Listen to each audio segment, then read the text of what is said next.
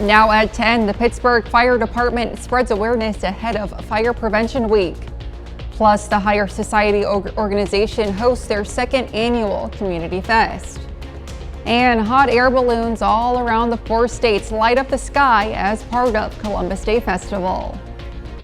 The 4 states' most watched news starts now. Authorities in Berry County, Missouri arrest a man wanted for assault and armed criminal action in McDonald County. This is KOAM News at 10. I'm Elise Noe. Authorities say 40-year-old David Watkins beat a man with a 12-gauge shotgun during a fight this past July. He was found yesterday in a home in Cassville. He has since been transferred to the McDonald County Jail. Meteorologist Sam Lane joins us for a first look at weather. All right, it was a beautiful day across the area. Lots of sunshine, warm temperatures and light winds. We made it into the lower 70s off to the east, mid 70s elsewhere, even some lower 80s out towards the west. So a very beautiful afternoon. And now we're seeing temperatures dropping into the 60s and a few 50s there as well. Over in Monette, they're currently down to 59. And if we take a look at the radar, it's pretty much all clear, and it's going to stay that way for a while. And into the morning hours, we're going to see temperatures dropping through the 50s to about 46 by tomorrow morning, sending the kids out to school. For the bus stop forecast, we're looking at 47 degrees, so maybe a light jacket might be needed. Then as they come home from school, around 70 degrees at around 3 o'clock tomorrow afternoon. Looking down the lane, we're going to have a dry front move through late tonight and tomorrow morning. Breezy conditions on Tuesday, a very windy Wednesday shaping up, and a big storm system coming in on Thursday. And I'll tell you more all about that in just a little bit. Elise? Thanks, Sam. And some of those overnight low temperatures are a reminder that it's about time for homeowners to start thinking about their furnace as temperatures start cooling off. Nick Kelly has advice from experts on what to keep in mind when checking on your heating system. After plenty of heat this summer, colder air is on the way. That may force a lot of us to turn up our thermostats just to stay warm this weekend. That means furnaces going back on for the first time this season and seeing if they're in running order. Proper maintenance or a furnace tune-up can make sure your system runs efficiently to save you money through the cold months. Plus, tune-ups help extend the life of your system and reduce the risk of carbon monoxide getting into your home. A reputable company will check around 30 items whenever they're called to inspect the furnace. We check, again, all the electrical components, make sure that they're functioning the way they're supposed to. We check your flues to make sure, that we haven't had any bird's nests get in them in the season. And we test every safety component. The new systems do have a lot of safeties in them, and those are designed to make sure that they are safe for the home. Simple steps like changing your air filters, cleaning out your air vents, and checking your carbon monoxide detectors can all make sure your furnace runs safely and efficiently.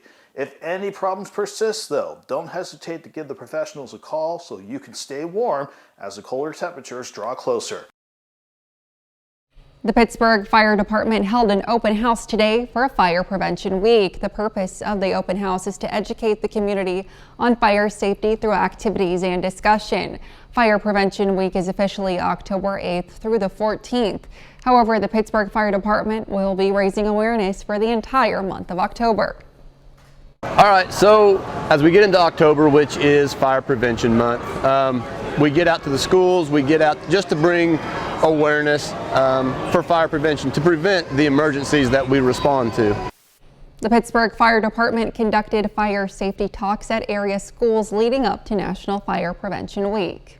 The Columbus Day Festival's hot air balloon regatta lit up the October sky this morning with around 20 balloons from all over the area taking off. Events have been happening all weekend. It's a chance for community members all around the area to come and enjoy fall festivities and all the hot air balloon action. The people you meet as you're doing the event is always fun, and then flying in new places, so we're always looking for new places, new communities and new events to go to, but we also love coming back to our old favorite ones like this one. This was the last regatta of the festival. Each balloon and pilot was sponsored by the Columbus Chambers of Commerce and other area sponsors. The Higher Society organization today hosted their second annual Community Fest to bring Joplin residents together. The event was held in Landreth Park. KOAM's Jasmine Knight was there and has the story. Landreth Park was filled with hundreds of people having a great time. All around, there were people riding scooters, blowing bubbles, and enjoying delicious food and even more. So Community Fest is our effort to continue the community vibe within the Joplin area. We just wanted an opportunity for individuals to come out and listen to live music, have access to food, and just join each other as a community. Some of the other activities included live music, classic cars, food trucks, bouncy houses, and games. So last year they had about 1,200 show up. It was during a little bit hotter time of the summer, so we're really hoping that we can at least double that and really bring out as many of the community that want to come out and enjoy the event and enjoy the music and come watch the Chiefs game and enjoy some great food. Community Fest is hosted every year by the Higher Society. They are a nonprofit that specializes in positive change in Joplin. They host various personal wellness, community involvement, and business events. And in doing so, we have our community cleanup efforts. On Sunday mornings, we go downtown and surrounding areas and pick up the litter that is left behind by others. We also have a mission of working towards creating a shelter in the Joplin area that is similar to a safe haven shelter, meaning you don't have to have certain stipulations, you don't have to go to church, you don't have to do work, all of that kind of stuff. For business owners, Community Fest is a great way for them to get to know the community that they serve. For real, it's for the kids. Kids getting older, we got 2 and 1 on the way, so if you want to have some of the best sweets and treats, or even just hang out and have a great time, check out Joplin's Community Fest. Reporting in Joplin, Jasmine Knight, KOAM News. The event was free for the public to attend. Coming up, thousands of workers across several industries are currently on strike. We'll see how it's impacting the nation's economy. Plus, we take a look at a new scam that is targeting the elderly and their bank accounts. Employees at 2 of the country's largest drugstore chains are demanding change. Some Walgreens employees are doing that by staging a series of walkouts this week. They say harsh working conditions make it difficult to safely fill prescriptions, and they believe this could put customers at risk. In a statement, Walgreens acknowledged employees are overworked. This comes after pharmacy employees walked off the job at multiple CVS stores in the Kansas City area last week. More than 450,000 people have walked off their jobs this year. Many who are still striking say they will keep fighting for higher wages. CBS's Elise Preston has more. 75,000 Kaiser Permanente healthcare workers are back at work today after a 3-day strike failed to produce a deal. We are not done. We are ready to go next week. Auto workers rallied in Chicago today as the UAW, after a concession from General Motors, decided not to expand its walkouts, while Ford announced more strike-related layoffs, now totaling 1,800 employees. The workers are among the millions of Americans feeling the sting of inflation. The surprisingly strong U.S. jobs report, with 336,000 added to payrolls, could lead the Federal Reserve to raise interest rates again next month. Higher interest rates are designed to reduce demand in the economy so that inflation comes down and we can get prices back under control. Borrowing money is more expensive, with mortgage rates nearing 8% and interest for credit cards soaring to 22%, a number not seen in 30 years.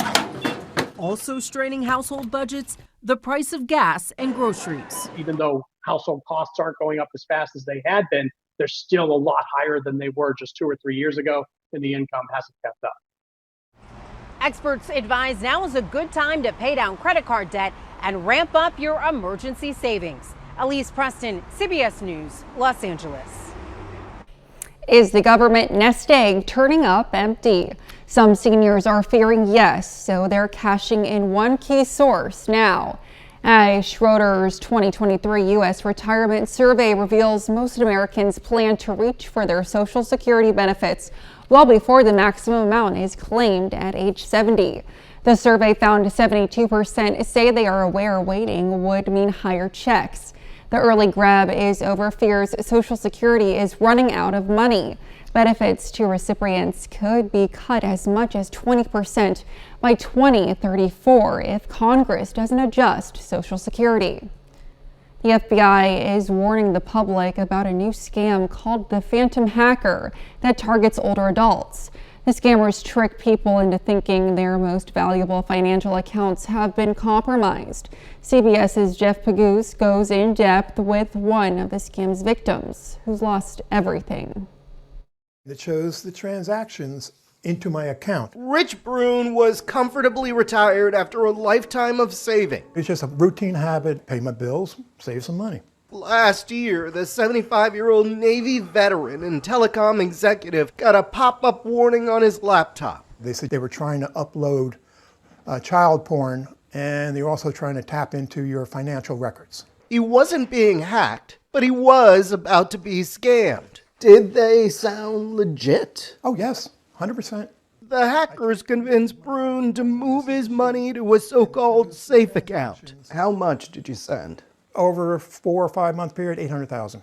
$800,000. The safe account was part of the scam, and his $800,000 soon vanished. It was stolen.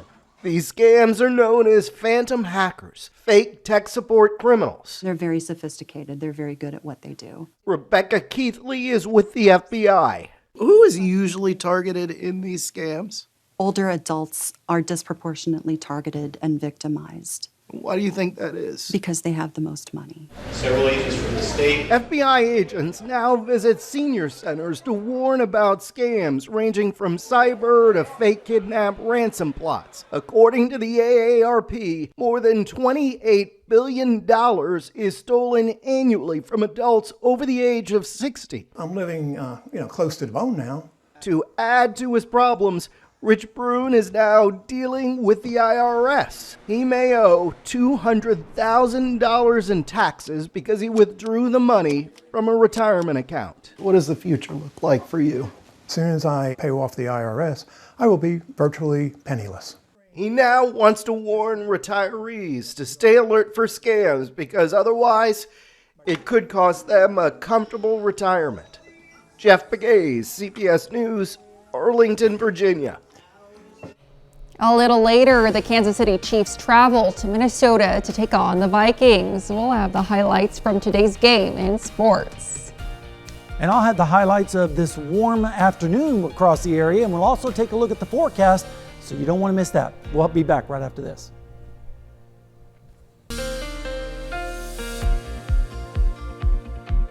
Well, we have had a perfect weekend across the 4 states, both yesterday and today, with temperatures very pleasant and light winds and lots of sunshine to enjoy the outdoors. And it looks like we're going to have more opportunities to enjoy the outdoors, including this evening at Indigo Sky Casino and Resort, as things are looking pretty fair out there, mostly fair skies, and temperatures are starting to fall now.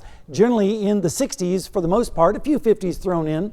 60 right now in Anderson, 58 in Bentonville though, 60 in Monette, a little bit warmer out to the west in Yates Center where it's currently sitting at 65 degrees. We do have a front up to the north that's going to be making its way through our area overnight and into the early morning hours. Really all it's going to do is just change our wind direction around a little bit, and we'll see lows generally in the upper 40s to lower 50s across the area. Then Monday afternoon that front sails to the south, and we see highs generally in the low to mid 70s on light north winds and mostly fair skies. And then as we go through into Tuesday, we're going to see the winds turn around to the east, and so we'll be a little bit warmer with lows generally in the mid 40s. And then as we go into Tuesday afternoon, a few clouds starting to pass through in the afternoon with highs generally in the low to mid 70s to the east and then upper 70s out to the west with strong south winds. Then on Wednesday morning, the winds really start to crank up out of the south and west with lows generally in the 60s, and then a big storm system will be approaching from the west. And looking at the winds as we go through tonight, we may see some gusts up to 30 to 40 miles per hour with that frontal passage. Then as we go into Tuesday evening, you can see wind gusts over 40 miles per hour, especially out towards the west, and they really get strong by the time we go into Wednesday morning and especially Wednesday afternoon.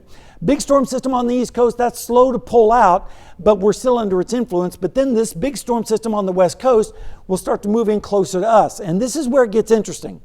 As we go into Thursday, there's a lot of factors that go into severe weather. And there are a few factors that are not quite lining up the way it should be for severe weather. But there are a few elements there. And so we have to watch this system very, very closely on Thursday afternoon with a strong band of winds in the upper levels, strong southeast winds at the surface, All the ingredients are somewhat coming together, but there are a few things that are missing, and we'll take a look at that as we get closer to the event. But then by that system moving out here by Friday, cold air comes down from the north behind it, and so we get a little bit cooler as we go towards next weekend. Rainfall amounts are not expected to be all that impressive at this point with that system, but that could change as we go through time, so it's important to stay abreast on the latest forecast. Here's a look at the forecast right now. 30% chance of showers late Tuesday into early Wednesday. Windy on Wednesday with a high of 81, and then thunderstorms on Thursday. Some of those could be strong, then turning cooler on Friday and Saturday. And next week looks pretty nice too, with highs in the 60s and lows in the 40s, which is actually below normal for this time of year. So a little bit of a roller coaster, but we'll keep an eye on it. The next week looks great so far. Yeah, it looks perfect. Chamber of Commerce weather continues. Absolutely. Yep. Thanks, Sam. Coming up in sports, a softball commitment from a local Oklahoma high schooler. Plus, the Kansas City Chiefs shake off the Minnesota Vikings. We'll have the highlights when Brock Baldridge joins us next.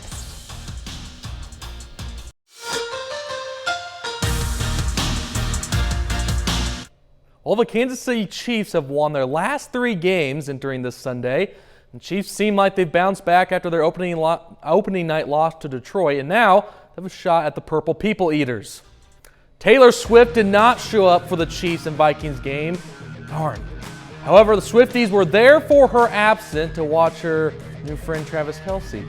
So, in the game now, late in the first half, Chiefs driving down the field 13-10. Mahomes goes to Travis Kelce. He slips and is down with a non-contact injury. Take a look at the replay here. Kelce gets caught up by the turf monster, and fans are wondering that it's hopefully not the worst case scenario for Kelce. But in the second half, he comes out of the locker room and looks like he's going to give it a try.